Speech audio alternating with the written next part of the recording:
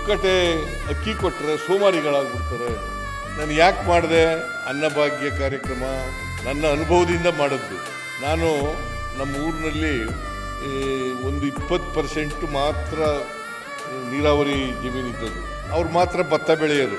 ಅವರು ಕೂಡ ದಿನ ಅನ್ನ ಮಾಡ್ಕೊಂಡು ಉಣ್ತಿರ್ಲಿಲ್ಲ. ಭತ್ತ ಬೆಳೆದಿದ್ದವರಿದ್ದಾರಲ್ಲ ಅವರಂತೂ ಹಬ್ಬ ಹರಿದಿನಗಳಲ್ಲಿ ಮಾತ್ರ, ನೆಂಟರುಗಳು ಬಂದಾಗ ಮಾತ್ರ ಅನ್ನ ಉಣ್ಣೋರು. ಇಲ್ಲದೆ ಹೋದರೆ ಹಿಟ್ಟು, ಉತ್ತರ ಕರ್ನಾಟಕದ ಕಡೆ ಜೋಳದ ರೊಟ್ಟಿ, ಈ ಕಡೆ ರಾಗಿ ಹಿಟ್ಟು ಅಥವಾ ಜೋಳದ ಮುದ್ದೆ, ರಾಗಿ ಮುದ್ದೆ ಅಥವಾ ಜೋಳದ ಮುದ್ದೆ ತಿನ್ನೋದು. ನಾವೆಲ್ಲ ಅನ್ನ ಉಣ್ತಿದ್ದದ್ದು ಯಾವಾಗ ಅಂತಂದರೆ ನೆಂಟರುಗಳು ಬಂದರೆ ಇಲ್ಲ ಹಬ್ಬ ಬಂದರೆ ಈ ಥರದ ದಿನಗಳಲ್ಲಿ ಮಾತ್ರ ಅನ್ನ ಉಣ್ತಿದ್ದ.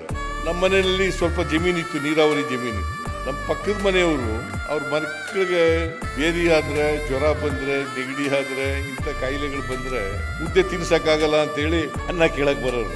ಒಂದು ತುತ್ತು ಅನ್ನಕ್ಕೆ ನಿಂತ್ಕೊಂಡಿರೋರು ಪಾಪ.